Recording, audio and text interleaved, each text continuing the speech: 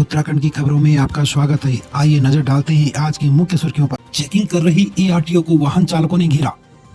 सिडकुल में वाहन चेकिंग कर चालान काट रही एआरटीओ रश्मि पंत का चालकों ने घेराव कर दिया। उन्होंने टूटी सड़कों को लेकर कड़ी नाराजगी जताई। कहा कि चालान तो काट रहे हैं लेकिन इन सड़कों को भी ठीक करवा दो। सिडकुल क्षेत्र में मंगलवार को एआरटीओ रश्मि पंत के साथ परिवहन विभाग की टीम वाहनों की चेकिंग में जुटी हुई थी। इस दौरान परिवहन विभाग के कर्मचारियों की ओर से रोके गए वाहन चालकों ने अभियान के खिलाफ अपनी नाराजगी जताई। लोगों का कहना था कि सिडकुल की सड़कों में गहरे गहरे गड्ढे हो चुके हैं लेकिन कोई अधिकारी इस ओर कोई ध्यान नहीं दे रहा है।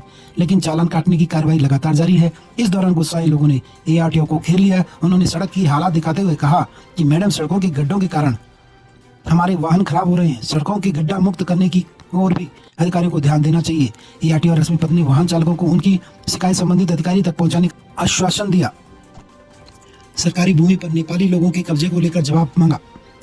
नैनीताल में सरकारी जमीन पर नेपाली मूल के लोगों द्वारा अतिक्रमण व गलत तरीके से भारत के दस्तावेज तैयार करने को गंभीर मामला माना है। मंगलवार को मामले की सुनवाई करते हुए कोर्ट ने राज्य सरकार से 4 सप्ताह में जवाब पेश करने को कहा। सरकार से पूछा गया कि इस मामले में क्या कार्रवाई की गई। मामले की सुनवाई मुख्य न्यायाधीश न्यायमूर्ति रितु बाहरी और वरिष्ठ न्यायाधीश न्यायमूर्ति राकेश थपलियाल की खंडपीठ ने की।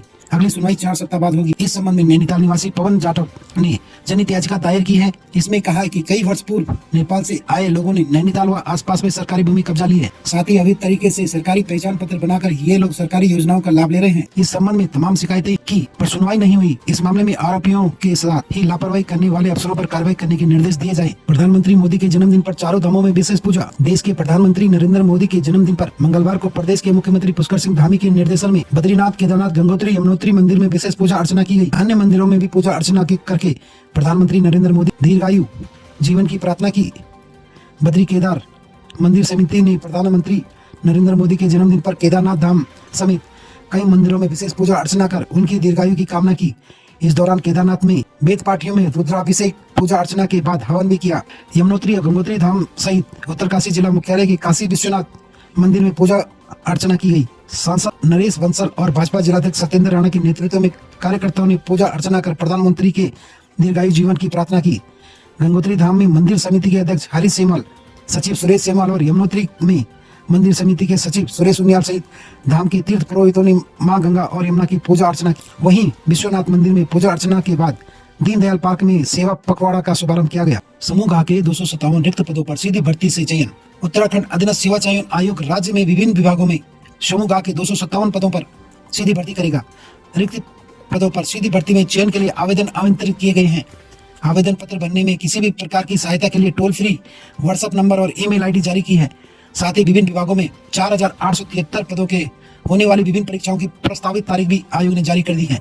मंगलवार देर शाम को उत्तराखंड अधीनस्थ सेवा चयन आयोग के सचिव सुरेंद्र सिंह रावत ने बताया कि राज्यपाल सचिवालय के तहत अपर निजी सचिव के 3 रिक्त पदों, विभिन्न विभागों के तहत वैयक्तिक सहायक के 249 रिक्त पदों, उत्तराखंड सूचना आयोग के तहत अशुलिपिक सह डाटा एंट्री ऑपरेटर के 3 पदों, वैयक्तिक सहायक अशुलिपिक ग्रेड 2 के 2 रिक्त पदों पर सीधी भर्ती चयन होगी। विभिन्न विभाग में कुल 257 पदों पर सीधी भर्ती द्वारा चयन के लिए ऑनलाइन आवेदन पत्र आमंत्रित किए हैं। अभ्यर्थी ऑनलाइन प्रक्रिया का पहले अवलोकन करें। अभ्यर्थी की आयु सीमा 18 या 21 साल से 42 वर्ष रखी गई है। बताया कि वहीं विभिन्न विभागों में पुलिस आरक्षी, वन दरोगा, प्राथमिक शिक्षक, वन आरक्षी, वाहन चालक आदि 4873 पदों के लिए आयोजित होने वाली विभिन्न परीक्षाओं की प्रस्तावित तारीख 21 अक्टूबर 2024 से 10 सितंबर 2025 तक जारी की गई है। तारीख संभावित है, तारीख में बदलाव हो सकता है। केदारनाथ पैदल मार्ग शाम 6 बजे के बाद आवाजाही पर रोक। तेज बारिश को देखते हुए लिया निर्णय। अब शाम 6 बजे से अगले दिन सूर्योदय तक पैदल मार्ग पर सुरक्षा को देखते हुए आवाजाही पूरी तरह से बंद रहेगी। केदारनाथ पैदल मार्ग पर तेज बारिश के चलते रात को आवाजाही बंद कर दी है। सभी पड़ाव लाउड स्पीकर से अनाउंसमेंट भी किया जा रहा है। जिला आपदा प्रबंधन अधिकारी नंदन सिंह रजवार ने बताया कि क्षेत्र में हो रही तेज बारिश को देखते हुए रात को पैदल मार्ग पर आवाजाही पूरी तरह से रोक दी गई है। बताया कि अब शाम 6 बजे से अगले दिन सूर्योदय तक पैदल मार्ग पर सुरक्षा को देखते हुए आवाजाही पूरी तरह से बंद रहेगी। राज्य आंदोलनकारी आरक्षण के हिसाब से पदों का रोस्टर तय होने के बाद अधीनस्थ सेवा चयन आयोग ने परीक्षा कैलेंडर जारी किया है। इसमें वन दरोगा, पुलिस कांस्टेबल, फॉरेस्ट गार्ड, खनिज सहायक जैसी बड़ी भर्तियां भी शामिल है। नए कैलेंडर के हिसाब से आयोग इस महीने से लेकर अगले साल सितंबर तक ये भर्ती परीक्षा कराएंगे। भर्ती का नाम, पदों की संख्या, प्रस्तावित तिथि तय की यूके SSSC ने। हवलदार प्रशिक्षक 24 पदों पर भर्ती 21 अक्टूबर को प्रस्तावित तिथि। कर्मशाला अनुदेशक 370 पोस्ट 25 नवंबर को। वैयक्तिक सहायक 257 8 दिसंबर। वाहन चालक 34 पोस्ट 18 दिसंबर, संस्कृति विभाग प्रवक्ता 18 पोस्ट 29 दिसंबर, खनिज सहायक, सींचपाल, राजस्व सहायक 1150 पद 19 जनवरी 2025, पुलिस कांस्टेबल 2000 पोस्ट 1 फरवरी 2025 से शारीरिक दक्षता 15 जून को लिखित परीक्षा, प्राथमिक शिक्षक 21 पोस्ट 23 फरवरी 2025, सहायक विकास अधिकारी वर्ग 2 38 पोस्ट 9 मार्च 2025, लाइब्रेरी साइंस 6 पोस्ट 23 मार्च 2025, वन दरोगा भर्ती 200 पोस्ट 20 अप्रैल 2025, स्नातक अर्हता के पद 30 पोस्ट 25 मई 2025, सहायक लेखाकार के 26 पद के लिए 26 जुलाई 2025, फॉरेस्ट गार्ड के 600 पदों के लिए 3 अगस्त 2025, वाहन चालक 21 पोस्ट 24 अगस्त 2025 और विशेष तकनीकी पद 60 पद जो कि 1 से 10 सितंबर 2025 तक प्रस्तावित परीक्षा तिथि का कैलेंडर जारी किया है। वन महकमे में अनुमति के लिए अब नहीं काटने होंगे चक्कर। पेड़ काटने की अनुमति के लिए कर सकते ऑनलाइन आवेदन। वन विभाग में पेड़ काटने की अनुमति के लिए कार्यालय के चक्कर नहीं काटने होंगे, इसके लिए ऑनलाइन आवेदन की व्यवस्था लागू की गई है। इसी तरह वन विभाग एंगलिंग मछली पकड़ना और छोड़ने के लिए परमिट देने की ऑनलाइन व्यवस्था को लेकर कार्य कर रहा है। घर, संस्थान आदि जगहों पर लगे कमजोर हो चुके पेड़ों से खतरे को मद्देनजर लोग वन विभाग के पास आवेदन करते हैं। इसमें पेड़ काटने के कारण उसका फोटोग्राफ आदि डिटेल देनी होगी। इसके बाद आवेदक प्रभागीय कार्यालय में रेंज कार्यालय पहुंचता था, इससे कई बार समय लगता था। पहाड़ में यह कार्य और मुश्किल भरा होता है। वन विभाग ने अनुमति के लिए आवेदन और तय सीमा फीस करने की व्यवस्था को ऑनलाइन कर लिया है। अब वन विभाग एंगलिंग के लिए परमिट देने की व्यवस्था भी ऑनलाइन करने जा रही है। कैबिनेट की मंजूरी के बाद भी नहीं हुआ पुनर्गठन का शासनादेश। पीआरडी और उपनल के अस्थायी 14 कर्मचारियों के भरोसे चल रहा भाषा संस्थान। स्थानीय भाषा को बढ़ावा देने के उद्देश्य में बने भाषा संस्थान के ढांचे का पुनर्गठन होना है, लेकिन धामी मंत्रिमंडल के इसके प्रस्ताव को मंजूरी देने के 7 महीने बाद भी इसका शासनादेश नहीं हुआ है। यही वजह है कि संस्थान स्थायी कर्मचारी की नियुक्ति न होने से पीआरडी और उपनल के 14 अस्थायी कर्मचारी के भरोसे चल रहा है। उत्तराखंड भाषा संस्थान का न अपना मुख्यालय बने, न ही वर्षों बाद इसमें स्थायी कर्मचारी और अधिकारी की नियुक्ति हो पाई है। धामी मंत्रिमंडल ने इसी साल 14 फरवरी को भाषा संस्थान एवं अकादमियों के ढांचे में पुनर्गठन को मंजूरी दी थी, लेकिन इसका शासनादेश न होने से संस्थान में सहायक निदेशक, प्रकाशन अधिकारी, शोध अधिकारी समेत 42 अधिकारियों कर्मचारियों के पद सृजित नहीं हो पाए हैं। हालांकि भाषा संस्थान की ओर से संस्थान में अधिकारियों कर्मचारियों के 52 पद सृजित का प्रस्ताव भेजा गया था, लेकिन कैबिनेट ने 42 पद सृजित करने के प्रस्ताव को मंजूरी दी है। विभागीय अधिकारियों का कहना है कि यदि संस्थान में स्थायी अधिकारी कर्मचारी मिलते तो स्थानीय भाषा को बढ़ावा देने की काम को गति मिलती। यूपीसीएल ने उपभोक्ताओं से 8.5 करोड़ ज्यादा वसूले। नियामक आयोग के निर्देश, आगामी बिलों में समायोजित की जाएगी रकम। Uttarakhand power corporation limited UPCL ने fuel and power purchase adjustment के तहत उपभोक्ताओं से बिजली बिलों के 8.51 करोड़ रुपए अधिक वसूल लिए। अब यह रकम आगामी बिजली बिल में समायोजित की जाएगी, जिससे उपभोक्ताओं को राहत मिलेगी।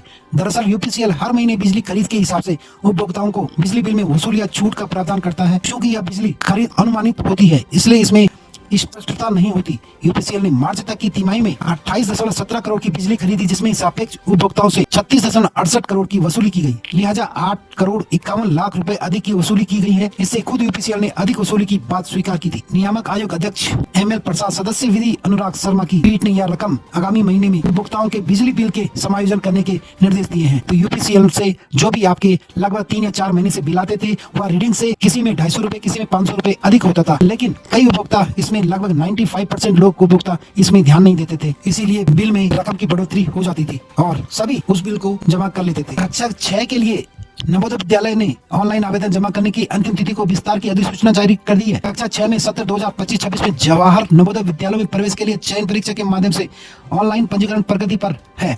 ऑनलाइन आवेदन जमा करने की अंतिम तिथि को बढ़ाकर 23 सितंबर 2024 कर दिया है। उम्मीदवार वेबसाइट में जाके इस फॉर्म को 23 सितंबर 2024 तक भरवा सकता है। कोटी कॉलोनी में पैराग्लाइडिंग का प्रशिक्षण शुरू।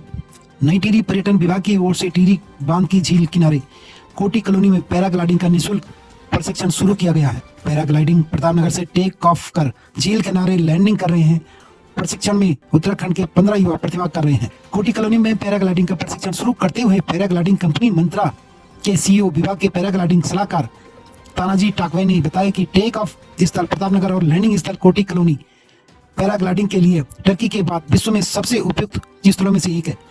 उन्होंने कहा कि युवाओं को प्रशिक्षण देकर पैराग्लाइडिंग के क्षेत्र में आगे बढ़ाने का हर संभव प्रयास किया जा रहा है, जिससे देश विदेश के पर्यटकों का यहां पहुंचकर पैराग्लाइडिंग का लुत्फ उठा सके और साहसिक खेलों के लिए टिहरी का विशेष पहचान बने। कद्दू खाल में जल जाम की समस्या से मिलेगा छुटकारा। सुरकंडा माता के दर्शनों के लिए उमड़ी है श्रद्धालुओं की भीड़, घंटों लगता है यहाँ पर जाम। चंबा मसूरी मोटर मार्ग पर कद्दूखाल में कार पार्किंग बनने की उम्मीद जगी है। पर्यटन विभाग ने पार्किंग निर्माण के लिए 3.44 करोड़ की डीपीआर शासन को भेज दी है। क्षेत्र में पर्यटकों और श्रद्धालुओं की भीड़ उमड़ने के कारण यहाँ अक्सर जाम की समस्या बनी रहने से कद्दूखाल में लंबे समय से कार पार्किंग बनाने की मांग की जा रही थी।